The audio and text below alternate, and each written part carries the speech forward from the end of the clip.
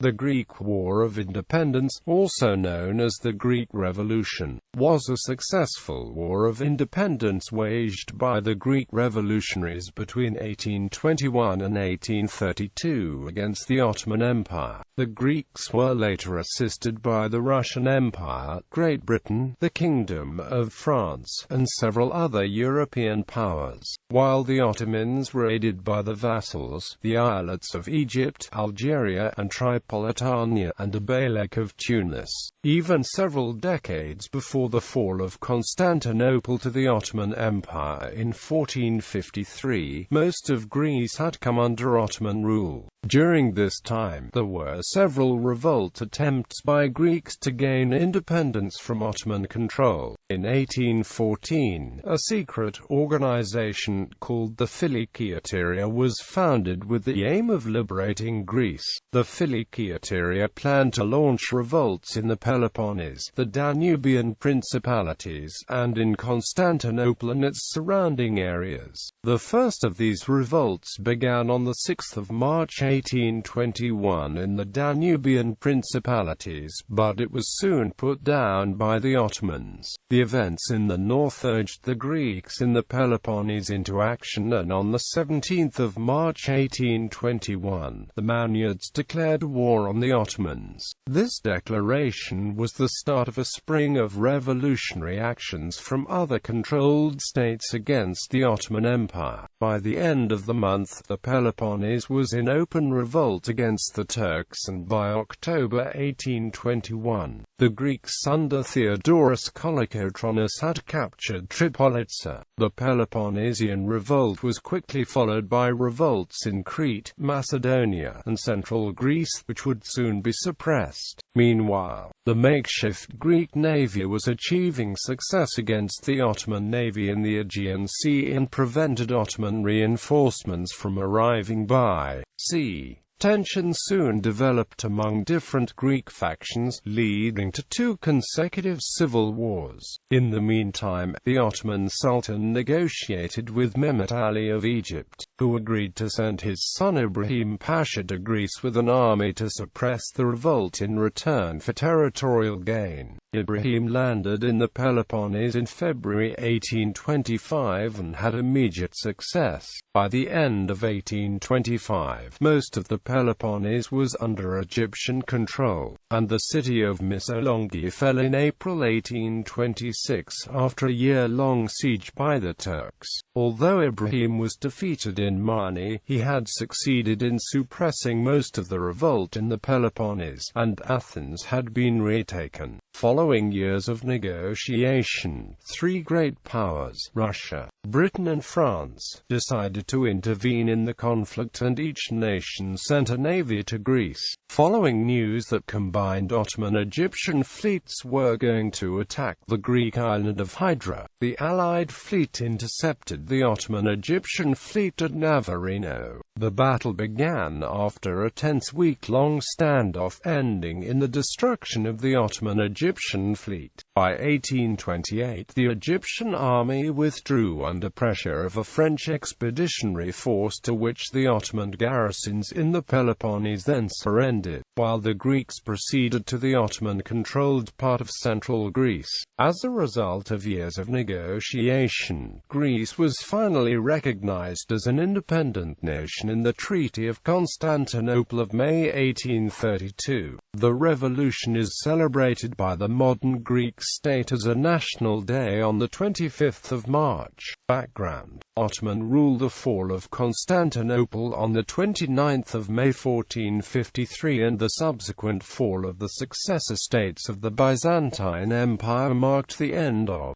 Byzantine sovereignty. After that, the Ottoman Empire ruled the Balkans and Anatolia, with some exceptions. Orthodox Christians were granted some political rights under Ottoman rule, but they were considered inferior subjects. The majority of Greeks were called Dreyer by the Turks, a name that referred to the large mass of non-Muslim subjects in the Ottoman ruling class. Meanwhile, Greek intellectuals and humanists, who had migrated west before war during the Ottoman invasions, such as Demetrios Chalkokondyles and Leonidas Valaras, began to call for the liberation of the homeland. Demetrios Chalkokondyles called on Venice and all of the Latins to aid the Greeks against the abominable, monstrous, and impious barbarian Turks. However, Greece was to remain under Ottoman rule for several more centuries. The Greek Revolution was not an isolated event. Numerous failed attempts at regaining independence took place throughout the history of the Ottoman era. Throughout the 17th century there was great resistance to the Ottomans in the Morea and elsewhere, as evidenced by revolts led by Dionysius the philosopher. After the Mauryan War, the Peloponnese came under Venetian rule for 30 years, and remained in turmoil from then on and throughout the 17th century, as the bands of Klephts multiplied. The first great uprising was the Russian-sponsored Olive Revolt of the 1770s, which was crushed by the Ottomans after having limited success.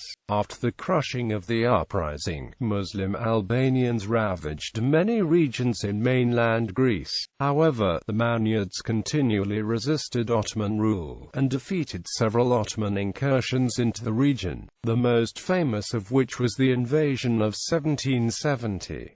During the Second Russo-Turkish War, the Greek community of Trieste financed a small fleet under Lambros Katsonis, which was a nuisance for the Ottoman navy. During the war, Klephts and armatoloi rose once again. At the same time, a number of Greeks enjoyed a privileged position in the Ottoman state as members of the Ottoman bureaucracy. Greeks controlled the affairs of the Orthodox Church through the Ecumenical Patriarchate of Constantinople, as the higher clergy of the Orthodox Church was mostly of Greek origin. Thus, as a result of the Ottoman millet system, the predominantly Greek hierarchy of the Patriarchate enjoyed control over the empire's Orthodox subjects. The Greek Orthodox Church played a pivotal role in the preservation of national identity, the development of Greek society, and the resurgence of Greek nationalism. For the 18th century and onwards, members of prominent Greek families in Constantinople, known as Phanariots, gained considerable control over Ottoman foreign policy and eventually over the bureaucracy as a whole. Klephts and armatoloi in times of militarily weak central authority. The Balkan countryside became infested by groups of bandits that struck at Muslims and Christians alike, called Klephts in Greece, the equivalent of the Hajduks.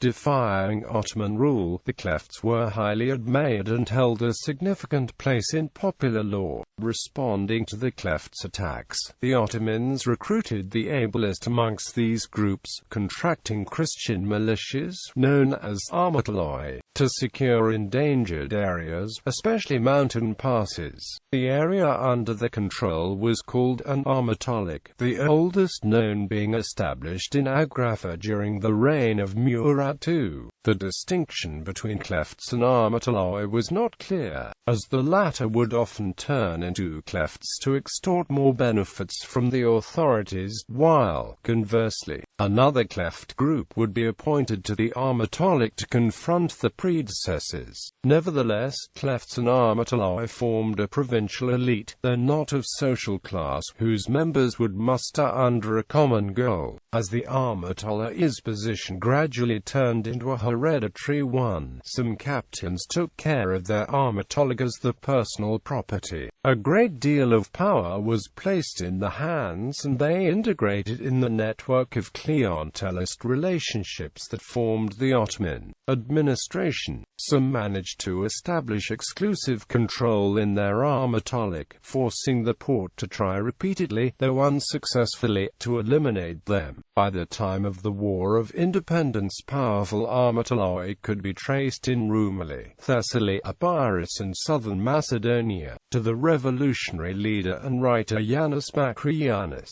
Klephts and armatoloi, being the only available major military force on the side of the Greeks played such a crucial role in the Greek Revolution that he referred to them as the yeast of liberty, enlightenment, and the Greek national movement due to economic developments taking place both within and outside the Ottoman Empire. The 18th century witnessed the ascent of two merchant groups to prosperity. Greek sailors of several Aegean islands, such as Hydra and Andros, became affluent maritime merchants and Rumeli muleteers of Slav, Greek and predominantly Vlach origins changed from muleteers and peddlers to independent merchants and bankers after the Treaty of Passarowitz. As commerce expanded in the Balkans, Greek became the area's lingua franca, and continental merchants homogenized through process of assimilation to the Greek high culture. By the end of the century, they generated the wealth necessary to found schools, libraries, and pay for young Greeks to study at the universities of Western Europe.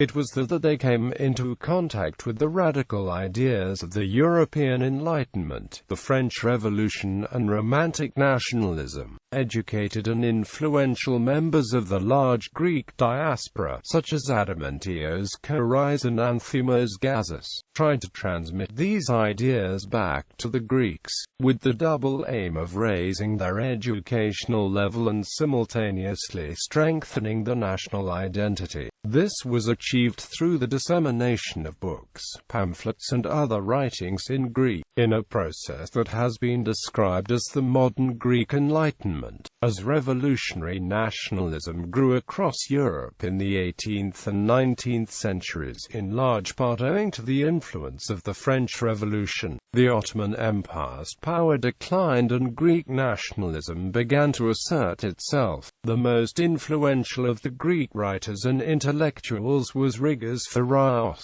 deeply influenced by the French Revolution. Yuriy was the first who conceived and organized a comprehensive national movement aiming at the liberation of all Balkan nations, including the Turks of the region, and the creation of a Balkan Republic. Arrested by Austrian officials in Trieste in 1797, he was handed over to Ottoman officials and transported to Belgrade along with his co-conspirators. All of them were strangled to death in June 1798 and the bodies were dumped in the Danube. Yuriy's death ultimately fanned the flames of Greek nationalism. His nationalist poem, The Thorios, was translated into a number of Western European and later Balkan languages and served as a rallying cry for Greeks against Ottoman rule. Another influential Greek writer and intellectual was Adamantios Kourais, who witnessed the French Revolution. Kourais' primary intellectual inspiration was from the Enlightenment, and he borrowed ideas from Thomas Hobbes, John Locke, and Jean-Jacques Rousseau. When Kourais was a young adult, he moved to Paris to continue his studies. He eventually graduated from the Montpellier School of Medicine and spent the remainder of his life in Paris.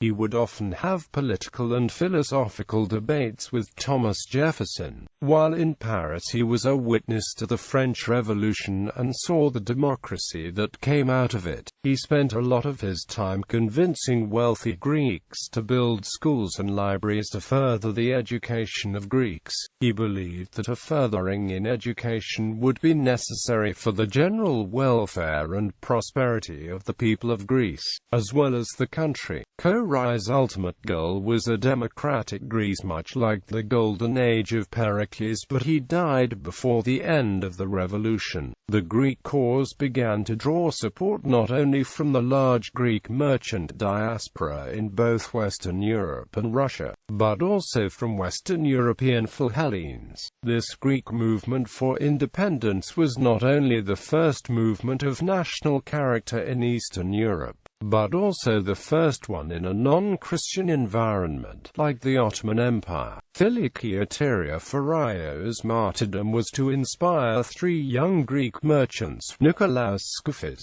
Emmanuel Xanthos, and Athanasios Zarkalov, influenced by the Italian Carbonari and profiting from their own experience as members of Freemasonic organizations. They founded in 1814 the secret Philikioteria in Odessa, an important center of the Greek mercantile diaspora, with the support of wealthy Greek exile communities in Britain and the United States and with the aid of sympathizers in Western Europe. They planned the rebellion. The society's basic objective was the revival of the Byzantine Empire, with Constantinople as a capital, not the formation of a national state. In early 1820, Ioannis Kapodistrias, an official from the Ionian Islands who had become the joint foreign minister of Tsar Alexander I, was approached by the society in order to be named leader but declined the offer. The Philikoi then turned to Alexander Ypsilantis,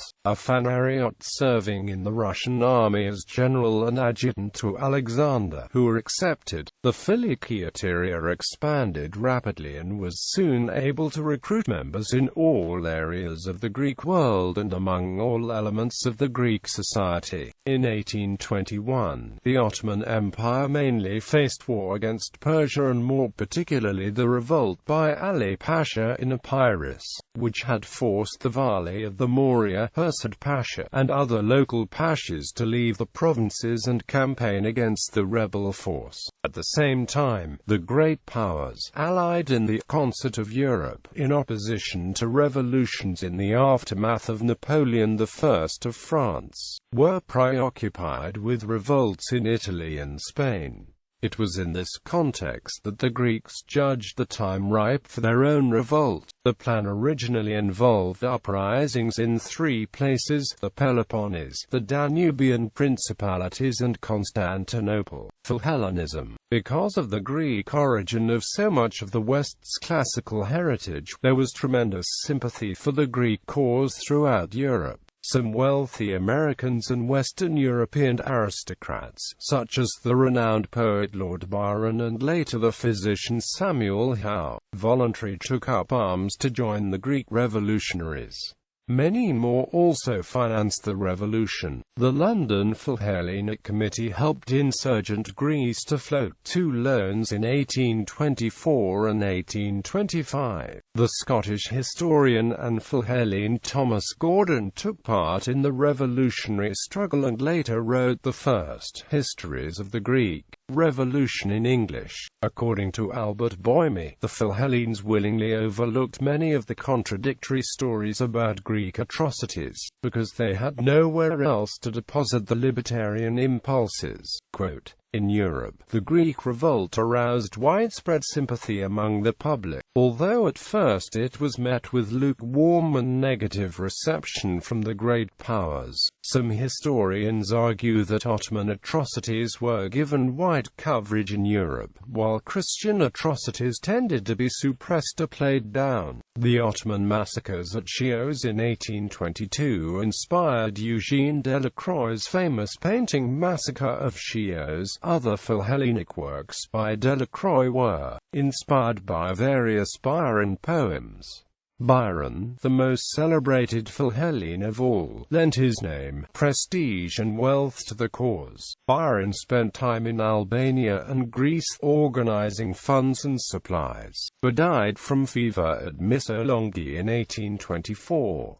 Byron's death helped to create an even stronger European sympathy for the Greek cause. His poetry, along with Delacroix's art, helped arouse European public opinion in favor of the Greek revolutionaries to the point of no return, and led Western powers to intervene directly. Philhellenism made a notable contribution to Romanticism, enabling the younger generation of artistic and literary intellectuals to expand the classical repertoire by treating modern Greek history as an extension of ancient history. The idea of a regeneration of the spirit of ancient Greece permeated the rhetoric of the Greek cause's supporters. Classicists and romantics of that period envisioned the casting out of the Turks as the prelude to the revival of the Golden Age.